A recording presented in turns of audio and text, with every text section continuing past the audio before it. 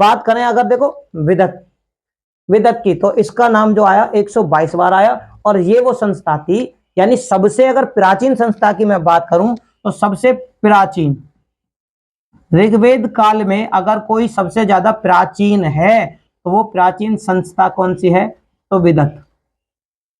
कौन सी है प्राचीन संस्था। मैं वो हर बारीक पॉइंट समझाने की भाई आप लोगों को भरपूर कोशिश करूंगा, जिससे संबंधित पेपरों में पूछा जा सकता है। और आजकल पेपर बहुत ज्यादा इसी तरीके के देखने को मिलते हैं, बहुत ज्यादा टफ होते जा रहे हैं दिन पे दिन, क्योंकि कंपटीशन बहुत ज्यादा बढ़ता जा रहा है। ये वो जनसभा थी। इसी जनसभा में क्या था, इसमें वृद्ध और विद्वान, ठीक है ना, वृद्ध और विद्वान क्या थे,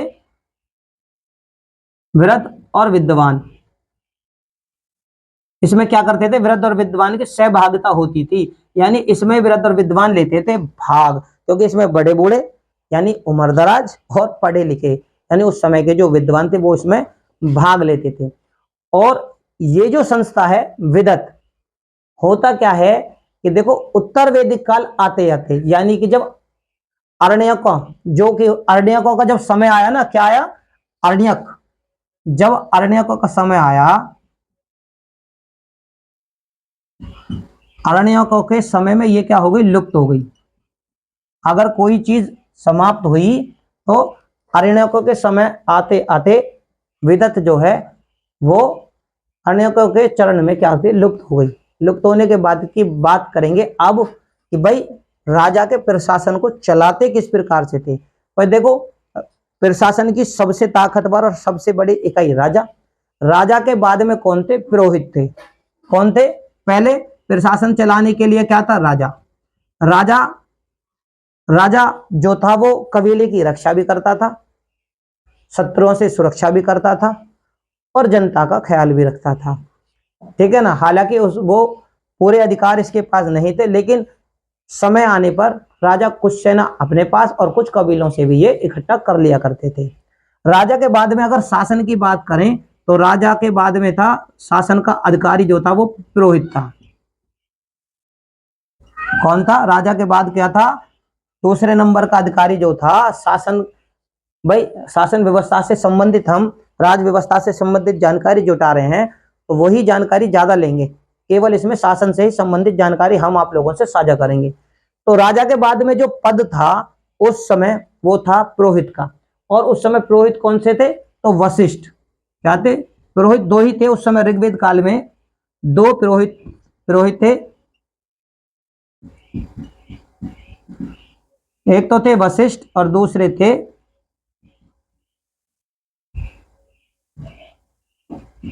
विश्वामित्र। कौन कौन से थे, तो एक तो वशिष्ठ थे और एक विश्वामित्र थे। पुरोहित का ही काम होता है युद्ध के समय या फिर राज व्यवस्था से संबंधित, राजनीति से संबंधित राजा को सलाह देने का कार्य, सुझाव देने का कार्य जो था वो पुरोहित का ही था, जो कि प्रशासन की इकाई में सबसे उच्च अधिकारी उस समय होते थे। इनके बाद अगर नंबर किसी का आता है, राजा के बाद पुरोहित और पुरोहित के बाद में आता था सेनानी। ये क्या होता था, ये सेना का सेनापति होता था। सेनानी का क्या काम था, सेना का सेनापति होने का काम। इसके बाद अगर प्रशासन, जो कि आर्य प्रशासन चलाते थे, तो उनका क्या कार्य था, इनके बाद में आता है ग्रामीण। ठीक है, कौन सा अधिकारी हुआ, उसके बाद में जो अधिकारियों से संबंधित, लिख देता हूं यहां अधिकारी। ठीक है, ये अधिकारियों से संबंधित है, ठीक है, निशान लगा देता हूं। पहले राजा, उसके बाद पुरोहित, सेनानी और ग्रामीण। सेनानी क्या मैं सेना का सेनापति होता था, उच्च अधिकारी। उसके पास ग्रामीण, मैंने आपको ग्रामीणों के बारे में पहले बताया, गांव की सारी शासन व्यवस्था की देखरेख करना जो सारा काम होता था वो ग्रामीणों का ही होता था। अब बात करें इसके बाद में जो सेना का अधिकारी कौन होता था, सैनिक। क्या ग्रामीण का कार्य क्या था, मैंने आपको बताया, गांव के साथ साथ भाई गांव की सारी गतिविधियों को राजा तक पहुंचाने का कार्य किसका था, ग्रामीणों का। गुप्तचरों का भी था, लेकिन गांव का जो प्रशासन था वो ग्रामीण के हाथ में था, और ग्रामीण कौन था, वो राजा का ही एक व्यक्ति विशेष था उस समय, ठीक है ना। इसका काम क्या था, सैनिक और असैनिक, यानी सैनिक गतिविधियों को भी और असैनिक जो कार्य थे, सैनिक कार्य और ऐसा कार्य सबकी देखरेख करने का काम इसी का होता था। इसके बाद में अगर प्रशासन से ही संबंधित जानकारी है तो इसके बाद में था विराजपति। कौन था? विराजपति। अब जो विराजपति था वो भी ऋग्वेद के समय में, ठीक है ना, ये आर्यों का जो था विराजपति था। विराजपति का जो कार्य था वो था चरागाह और जत्थे का प्रधान। कौन था ये? जो चरागाह होते थे ना, चरागाह और जत्थे जो होते थे, जत्थे का क्या होता था? ये प्रधान होता था। इनका काम क्या था? एक तो चरागाह, क्योंकि आर्यों का जो आर्य जो लोग थे वो पशु चारण थे, यानी पशुओं को चराने का, चराना, यानी घास फूस जो मैदानी क्षेत्र में होता था उसको, उन पशुओं को चराने का कार्य जो था आर्यों का था, वो पशु चारण थे। और कृषि उन्होंने बाद में शुरू की, जो उनका गौण धंधा बनी। तो विराजपति जो होता था वो इन्हीं चरागाहों को जो थे वो इसी के अधिकार में थे, और जो जत्थे थे उनका ये प्रधान होता था। इसके और भी कार्य थे। कार्य क्या थे कि जब युद्ध होता था किसी से, तो ये लड़ाकू दलों के प्रधान, जो लड़ाकू दल होते थे जिनको राजा इकट्ठा, मैंने बताया कि राजा के साथ साथ ये जन यानी कबीलों से भी इकट्ठा करते थे। तो उन कबीलों में क्या था? लड़ाकू दल हुआ करते थे, और जो लड़ाकू दल होते थे उनके प्रधानों को, और गांव में जो परिवार थे, ठीक है ना, गांव में जो परिवार थे उन परिवार को क्या कहते थे? गांव के जो परिवार थे उनको बोलते गांव के परिवार। इन लिख देता हूं यहां, ग्राम के जो परिवार थे, परिवार, उनको बोलते थे कुलप। क्या बोलते थे? ऋग्वेद काल के समय में कुलप। तो विराजपति का जो काम होता था वो ये होता था कि एक तो लड़ाकू दलों का, और एक गांव के जो परिवार थे जिनको कुलप बोला जाता था, यानी गांव के जो परिवारों के मुखिया होते थे, किसके? गांव के परिवारों के जो मुखिया होते थे उनको कुलप बोला जाता था। तो विराजपति का काम क्या था कि युद्ध अगर छिड़ जाता है तो उस समय एक तो जो लड़ाकू जत्थे थे उनका, और गांव के परिवारों के जो प्रधान थे, यानी परिवारों के जो मुखिया थे जिनको कलप कुलप बोला जाता है, सॉरी, इनका युद्ध के समय, केवल कब? युद्ध के समय, यहां लिख देता हूं, युद्ध के समय क्या कार्य था इसका? युद्ध के समय उनका नेतृत्व करना, यानी उनको दिशा निर्देश करने का जो कार्य था वह विराजपति का ही उस समय होता था।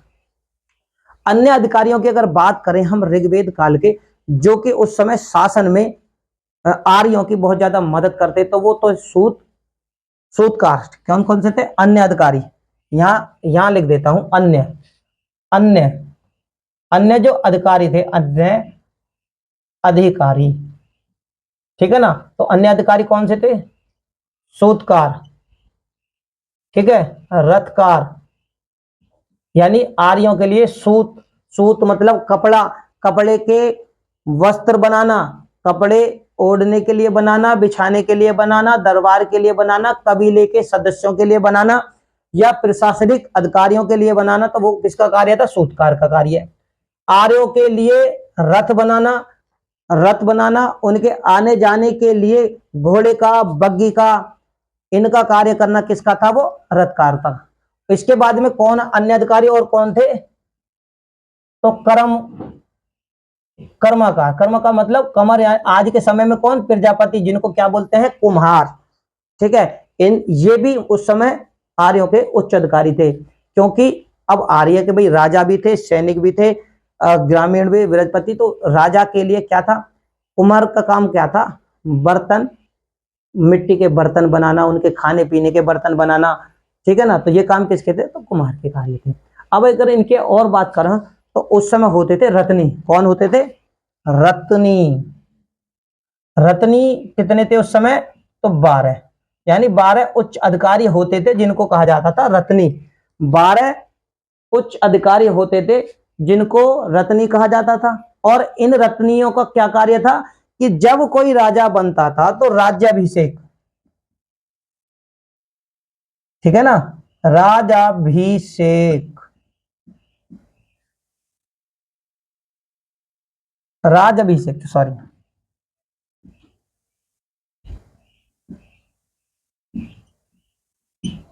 ठीक। तो राज्य अभिषेक के समय में क्या होता था, ये 12 रत्नियां राजों को मिलाकर ये 12 रत्नी यानी 12 उच्च अधिकारी जो उस समय थे, इनको उपस्थित होना पड़ता था।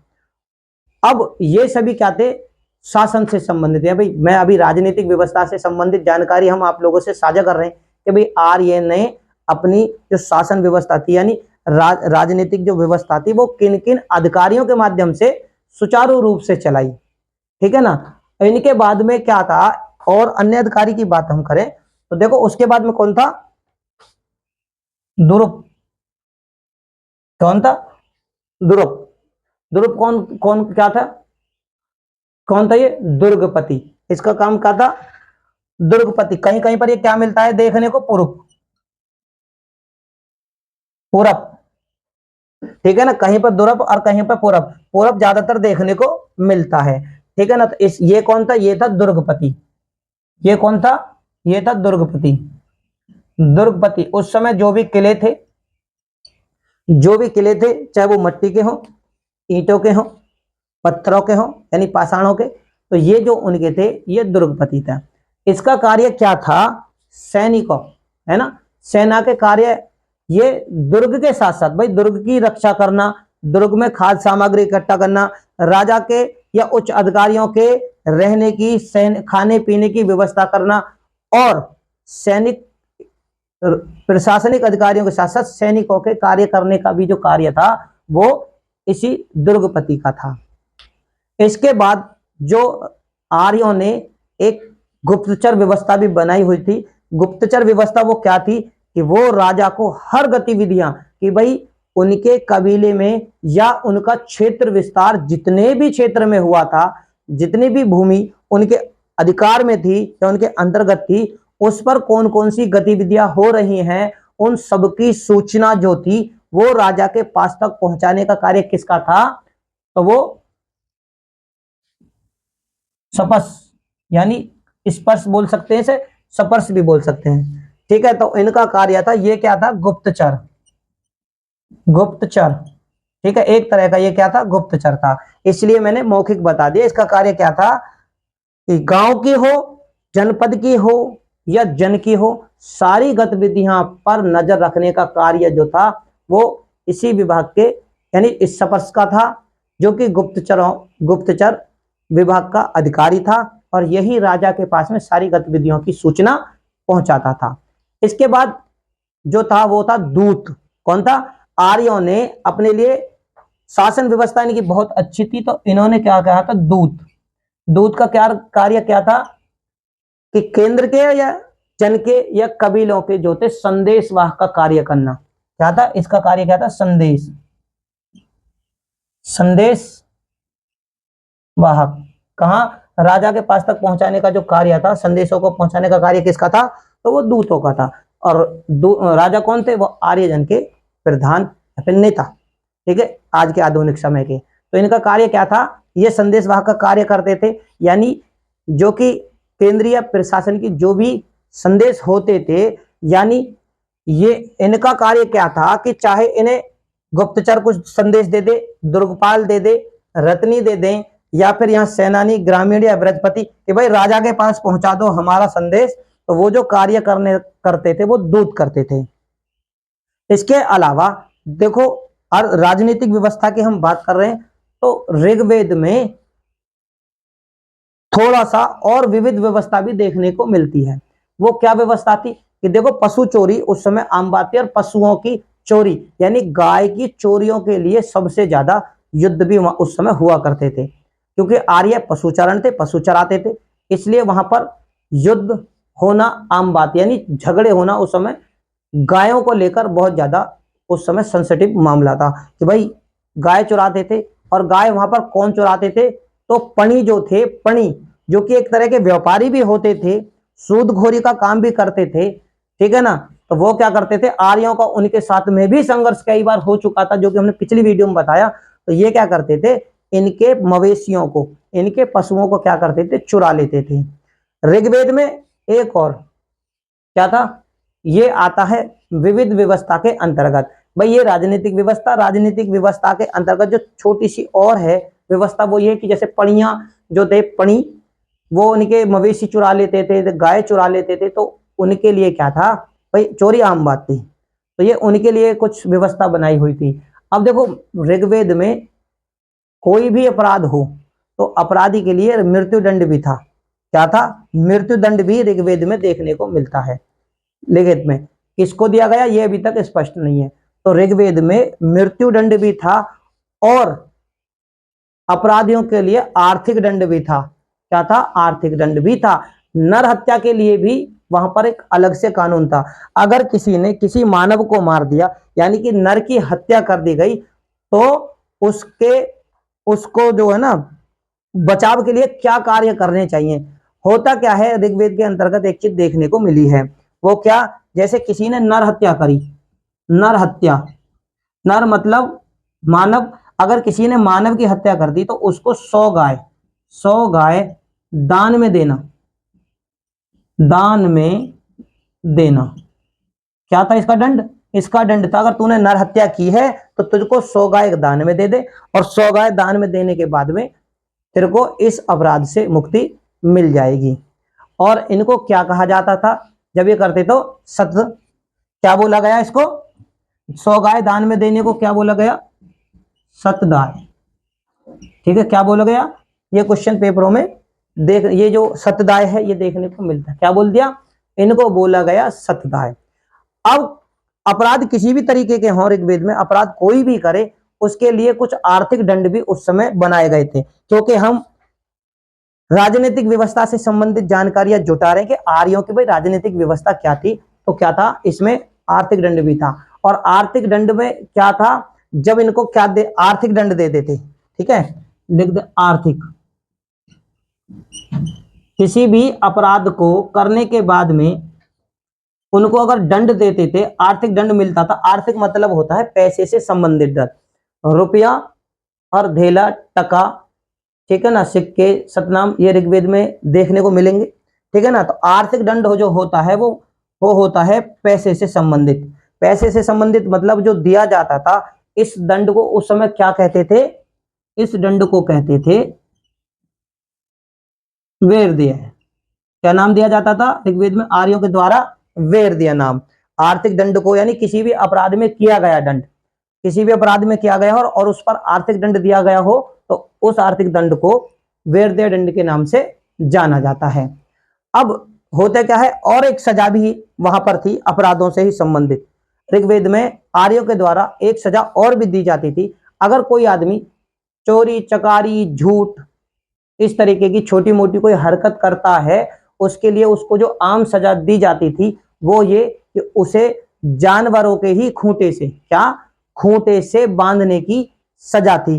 कि किसी को अगर बेइज्जत करना है, उसने कुछ झूठ बोला, किसी की बात इधर से उधर कर दी, ठीक है ना, एक तरह के चुगलखोरी भी कर दी, तो ये उस समय अपराध था। और इस अपराध की क्या सजा दे देते हैं कि भाई उसे खूंटे से बांधो जिससे जानवर बनते हैं। और उस समय खूंटे से बंधने से क्या होता है कि उस आदमी को भी जानवरों की नजरों से ही देखा जाता था। ये उसकी उस समय सजा थी। क्या थी? सजा। तो मेरे प्यारे साथियों, चैनल मेरा नया है, अगर मेरी वीडियो आप लोगों को अच्छी लगे तो इसे ज्यादा से ज्यादा लाइक करें, शेयर करें। चैनल पर नए हो तो चैनल को सब्सक्राइब करें। इनसे संबंधित क्वेश्चन किस प्रकार से पेपरों में पूछे जाते हैं वो हम अपनी आने वाली वीडियो के माध्यम से आप लोगों तक पहुंचाएंगे। धन्यवाद।